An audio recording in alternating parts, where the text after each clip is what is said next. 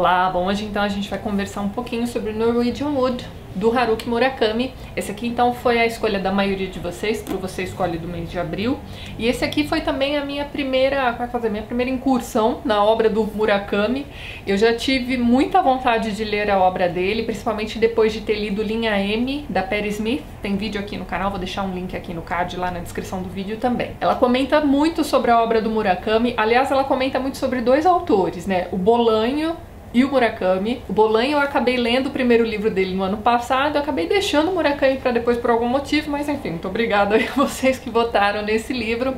Esse aqui pode não ser a grande obra desse autor japonês, mas ele é com certeza um livro que abriu muitas portas para ele. Então esse aqui foi um livro que ficou muito famoso, não só no seu país, como nos outros países onde ele foi traduzido também na época de sua publicação.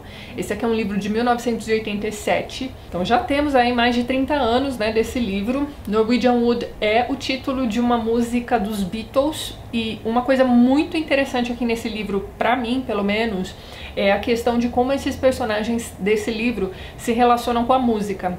Então eu tendo a gostar muito de personagens de livros que tem uma relação com música parecida com a minha. Sabe essas pessoas que tratam tudo que se ouve no rádio ou que se compra nas lojas de discos, né? Hoje em dia já, né, são super poucas que nós temos por aí, mas enfim.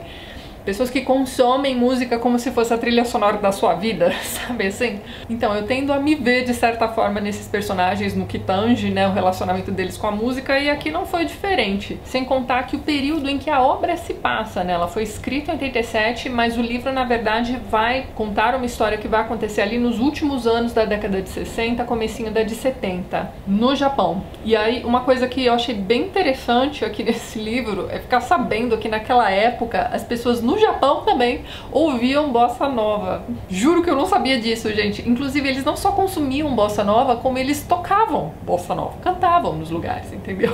Achei bem curioso, não gosto de bossa nova, acho bem chato, aliás, mas enfim, reconheço a sua importância e achei isso bastante curioso, mas enfim. Aqui nesse livro a gente acompanha a história do Toru Watanabe. No comecinho do livro ele está fazendo uma viagem de avião, ele já passou dos 30 anos e aí a viagem está terminando, e quando eles estão ali para descer do avião, começa a tocar essa música dos Beatles, né, Norwegian Wood, que é uma música que está no Rubber Soul, se eu não me engano. E aí essa música tocando nesse avião vai ter o mesmo valor da Madeleine pro Proust, sabe? Um Busca Até Perdido? Pois é. Quando ele morde a Madeleine, vem todas aquelas memórias, e ele senta e escreve aquele livro em 7 volumes, que nós também já lemos e tem projeto de leitura aqui no canal, o link também para essa playlist vai estar na descrição do vídeo. Mas então, ele vai ouvir Norwegian Wood nesse avião e vai se lembrar de um momento na vida dele em que aquela música foi muito importante. Então ele volta ali pro período da adolescência. Então esse aqui é um livro que vai contar principalmente ali os anos entre seus 17 anos e seus 20 e poucos anos. Então aos 17 ele está completando o ensino médio e ele é um cara meio recluso, eu diria. Não sei se eu já comentei isso, mas esse livro é contado em primeira pessoa por esse personagem principal. Então, ele vai se lembrar desse período da vida dele em que ele só tinha um amigo, e esse amigo também tinha uma namorada. Então assim, os programas que eles costumavam fazer eram geralmente A3. Então ele tinha esse amigo muito íntimo, conhecia muito bem a namorada desse amigo, eram ali os únicos amigos que ele tinha naquela fase, e esse amigo dele meio que funcionava então como a cola que uniu os três, certo? Pois o que vai acontecer um belo dia? Ele vai cometer o suicídio, isso logo no comecinho do livro, gente, não é spoiler, fiquem calmos, tá? Esse garoto vai cometer o suicídio, assim, de uma forma totalmente inesperada, nunca tinha dado nenhuma pista de que pensasse em suicídio nem nada do tipo, então assim, os dois ficam absolutamente chocados. E aí a gente passa a acompanhar nessa história como ele, o narrador da história, e a namorada do suicida vão lidar com essa perda. Então esse aqui é um livro sobre luto, é um livro sobre perda, é um livro sobre depressão, é um livro muito triste, mas ele é contado de uma forma muito leve. Então, apesar do peso dos temas, essa aqui não é uma leitura pesada. Eu passei, se eu não me engano, 5 dias lendo esse livro e, sinceramente, assim, quando eu cheguei ali perto das 20 últimas páginas, eu não queria que o livro terminasse, eu queria que ele tivesse, tipo, umas 1000 páginas. Tá longe de ser um livro perfeito, longe de ser um dos melhores livros que eu já li na minha vida, mas foi uma leitura bastante, como é que eu vou dizer? Na falta de termo melhor, agradável. Então esse aqui é um livro que tem cerca de 350 páginas e eu li ali cerca de 80 páginas por dia, como se eu estivesse consumindo um seriado de TV. Então esses personagens são muito bem criados, não só o narrador e essa namorada do amigo suicida com quem ele vai desenvolver um relacionamento mais pra frente, mas também uma personagem que é disparada a melhor personagem desse livro, que é a Midori. A Midori é uma menina que ele vai conhecer na faculdade, vai ser assim, a melhor amiga dele, e ela é totalmente assim, espevitada, ela é maluca, ela fala sacanagem o tempo inteiro, ela é engraçadíssima, mas ela também está lidando com perdas. Então é como se nesse livro aqui todos os personagens estivessem lidando com perdas de entes queridos, e a gente vai vendo como cada um deles vai lidar com essas perdas de forma absolutamente diferente.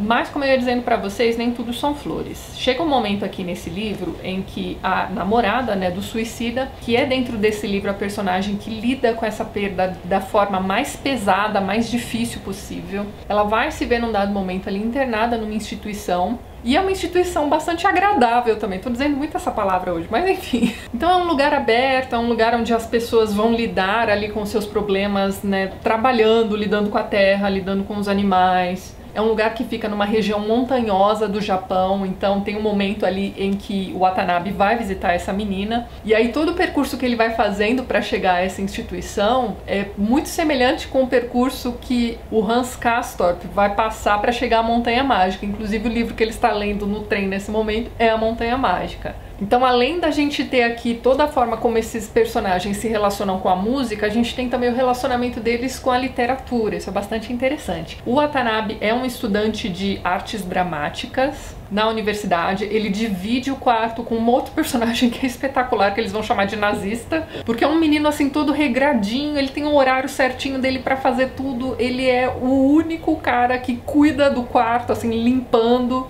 Então esse estilo de vida muito regradinho vai render a ele aí esse apelido nada lisonjeiro, né, mas enfim. E tem um momento em que os dois estão conversando ali sobre suas escolhas, né, os cursos que eles escolheram fazer, e o Watanabe vai dizer assim, olha, eu não tenho grandes aspirações para esse curso que eu estou fazendo, eu estou aqui simplesmente para estudar. Então assim, ele nem chegou a escolher um curso porque ele gostava realmente daquilo que ele estava estudando, sabe? Então eu fiquei pensando assim, quantos, né, adolescentes ou jovens adultos estão passando por isso também, não é mesmo? Ou estão descobrindo dentro da faculdade que aquele curso que eles escolheram fazer não tem nada a ver com eles. Isso acontece com um monte de gente, certo? Então, provavelmente esse é um dos motivos que fez tantos jovens ali, quando entraram em contato com esse livro num primeiro momento, tenham gostado tanto dele. Mas como eu ia dizendo pra vocês que nem tudo são flores, dentro daquela instituição onde a garota está internada, a gente vai ter também uma colega de quarto dela, digamos assim, que é uma senhora de meia idade e tudo mais.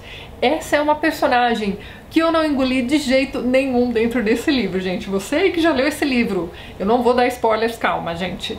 Mas ela vai contar uma história de vida que foi ali o gatilho para que ela esteja internada ali naquela instituição também. Gente, aquela história é tão cabeluda e ela se coloca tanto como vítima ali daquela história que, gente, sinceramente, pra mim foi muito penoso ler os capítulos em que ela conta essa história. Apesar de ser tudo muito bem descrito, o Murakami escreve essa história pra gente de forma que a gente quer saber realmente o que aconteceu, mas em nenhum momento eu acreditei na versão dela daquela história. Vocês estão entendendo? Então, pra você aí que não entendeu meu comentário, não leu o livro ainda, leia, depois você volta aqui pra me contar o que você achou da história da Reiko, né? Enfim. Sem contar que ela é aquele tipo de personagem que representa aquelas pessoas que vão entrando na sua vida e de repente elas estão ali instaladas, sabe? Então o garoto vai lá pra passar um fim de semana, pra resolver as coisas com aquela moça que pode ou não vir a ser sua namorada, e tá lá essa senhora contando horas e horas da vida dela pro menino, entendeu? Enfim, eu achei essa personagem muito irritante aqui na história, mas apesar disso, é uma história que flui muito bem. Eu queria realmente passar ali dos momentos mais chatinhos com a Reiko pra, né, continuar lendo sobre a Midori, ou pra saber que rumo na vida o Watanabe seguiria. Então esse aqui foi um primeiro contato muito bom com a obra desse autor. Eu tenho muito interesse em continuar lendo os livros dele. Caso você conheça aí a obra do Murakami, deixa pra mim nos comentários indicações de outros livros. E se você gosta bastante desse autor e ainda não leu Linha M da Patti Smith, recomendo fortemente. Acho que vocês vão gostar bastante da leitura daquele livro. Então é isso, gente. Fica aqui a dica pra vocês de um livro muito bacana sobre jovens ali nos anos 60, aprendendo a lidar com suas perdas, com a sexualidade também. A gente tem que lembrar que naquela época a gente tinha, né, um momento ali de liberdade sexual muito grande, principalmente por conta do advento da pílula anticoncepcional. Então Isso também tá aqui nesse livro. A forma como o sexo também é utilizado por esses personagens para preencher esses vazios existenciais que eles estão vivendo é bastante interessante aqui. É um livro bom, então fica aqui a dica para vocês. Vejo vocês nos próximos vídeos do canal. Um beijo grande e até mais.